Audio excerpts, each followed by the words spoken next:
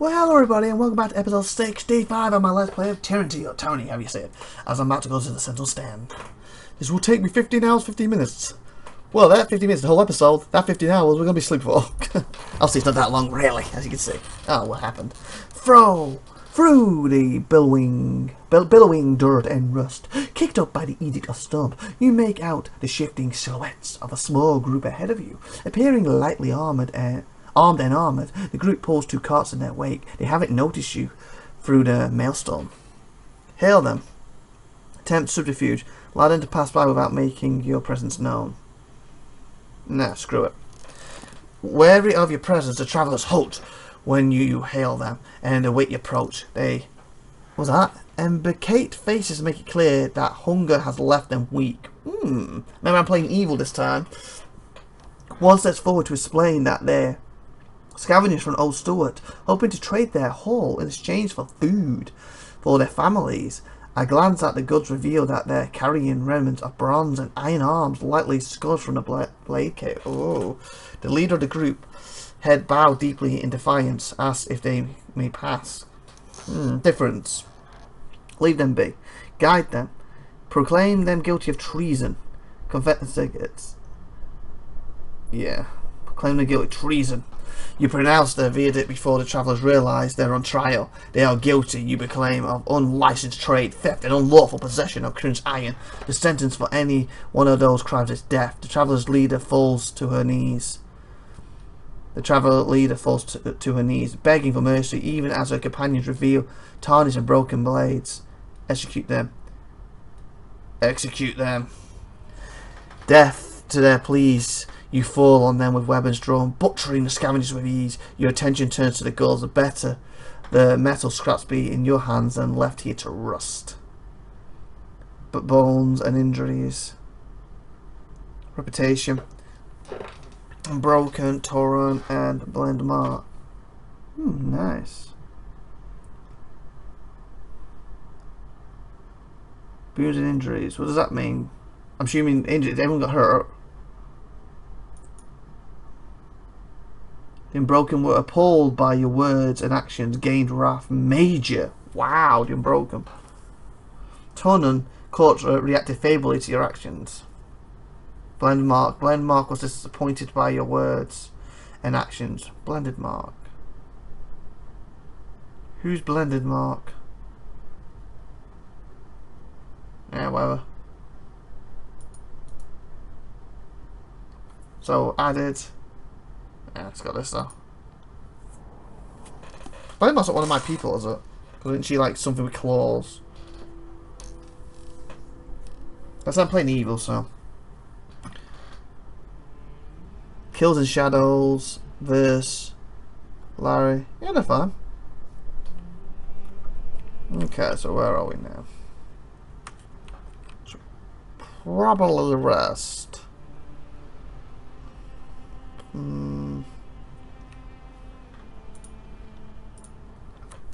Make everyone a bit better. Strongest human den in stalwart lands is cracking, crumbling, and old. What's this?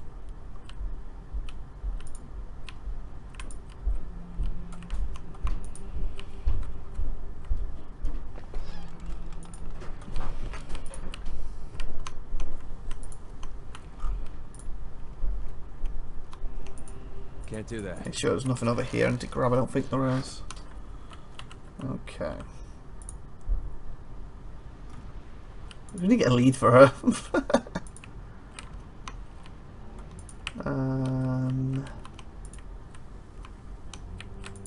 Can't do that.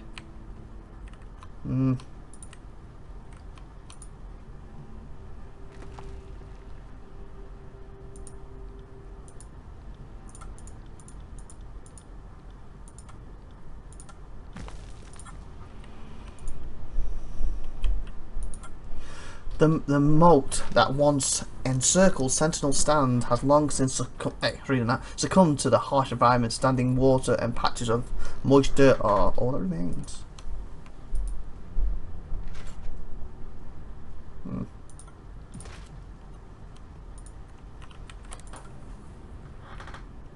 Curious.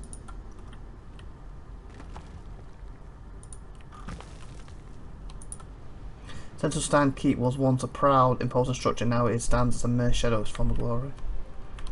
Can't do that. Can we get up here? Sorry, I can't. Can't do that. Oh, up here, that makes sense.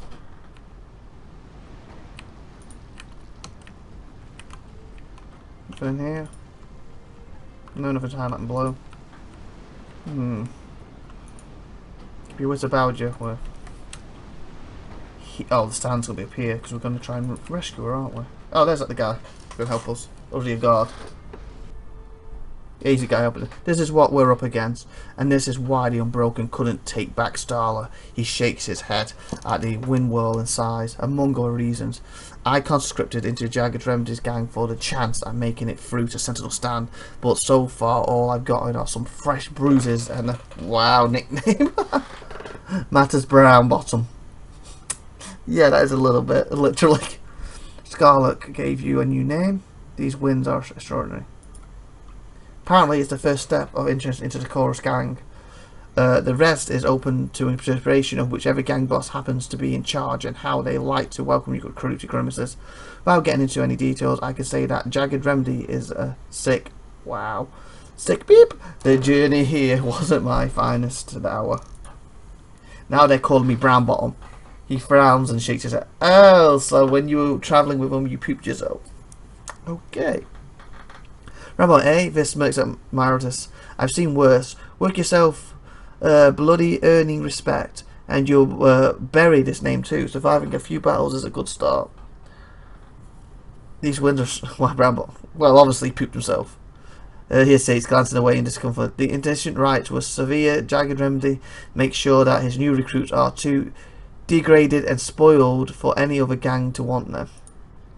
Losing control of my bowels wasn't even the most embarrassing indignity I had to suffer between Trappers Junction and here, but the gang thought it was funny enough that I'm stuck with it now. I knew that joining the chorus would mean sacrificing my pride for my country, so Brown Bottom as it is. These words are extraordinary. They are, and just beyond them, Stardust Harlan, the last renegade, sits in comfort of the Sentinel Stand. Marta spits into the whipping wind. During the war, we kept the fortress provisioned to outlast any siege, so it's safe to assume that Harlan won't starve to death. We'll have to find another way to make it through these winds. She pants, rough maneuver, tongue lowering between her fangs. Have seen bigger storms, but have not felt sharper winds. I've long desired the chance to see this embodiment of Kara's wrath, through perhaps not so closely. This holds her ground, the storm whipping around her hair. I wonder if I could ride that storm.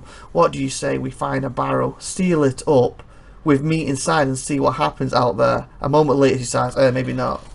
Okay, that's a weird to make. Get a barrel, put me in, and let's see if I can ride it. I think you probably get smashed to bits. You step forward, but the winds repel you like a physical wall of force around the tornado's edge. The area ahead is impassable. You have gained fear, which kills a shadow. Fear? Why? Alpha would let wind slice body to pieces. She snarls as if threatened by the storm itself. It is dangerous. Part on path with greater care for pack. You catch an old sound in the wind, a low moan hidden within a canopy of swirling dirt and metal debris. The clouds of dust seem to close in upon you. Within them you see patches of glowing red. Oh crud, what's this? Hello there. Can I... Crud, with a fight. Okay, Scourge and Wisp. Okay, Wisp, like other games, they heal people. Hence, they should be easy to kill, but heal everyone else has to be taken out first. Or are these going to be hard, tough? I don't know. Focus on the Wisp. I didn't really want to waste the new stuff. Screw it.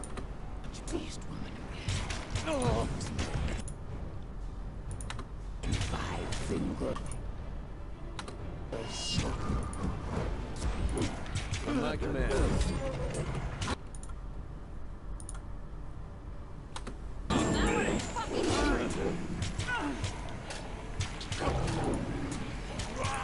Get over here.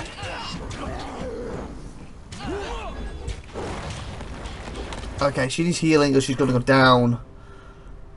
Restore her quick. And actually she also needs to take a potion. Gobble it up. And I always have this much blood. Still not killed this one though.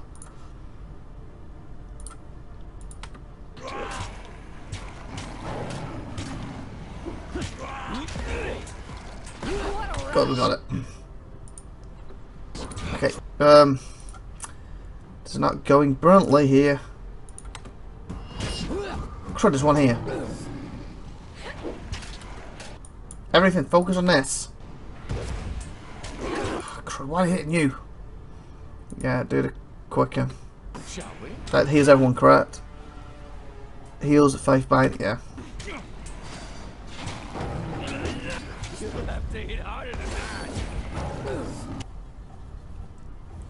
Okay, we got this thing dead yet. I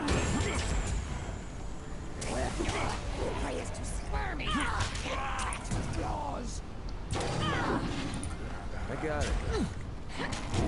So far we're doing. Oh, he's getting close to dying. We're gonna watch him too. Humans did not see Beast Woman's miss. Right. Heal yourself, heal yourself. Got him. Nice. I don't. We did use a few of the moves. I was hoping we didn't use what we did, didn't we? The Bane are gone. Their unnatural cry is silenced, leaving only the tornadoes violent in your ears.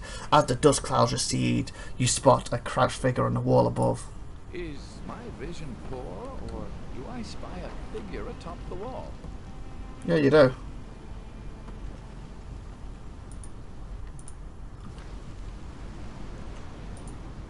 The wind whips violently past, throwing bits of rocks and metal past you along with the dust. So basically don't go that way. Okay, he's coming up. A soldier kneels behind the ruined parchments. You can tell by his rambling old stolen gear that he's an unbroken soldier. He peers at you with a mixture of caution and curiosity.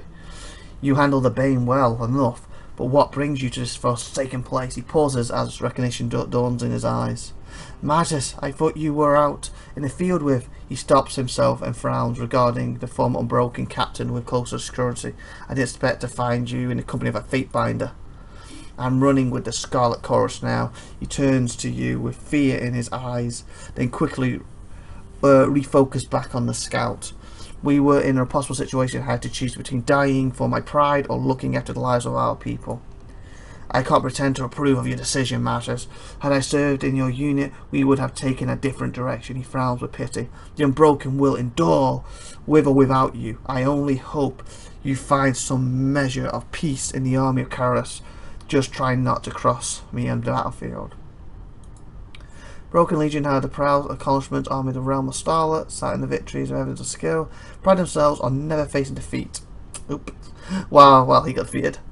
While fighting on home soil, after the Edict of Storms torn apart Starlet and twisted it into the Blade grave, barely at 12th of the Unbroken's former strength survived to continue the war against Karas forces.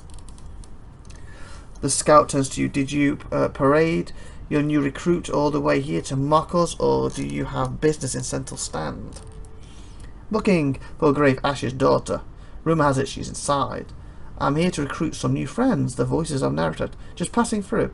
Why I'm here is none of your concern.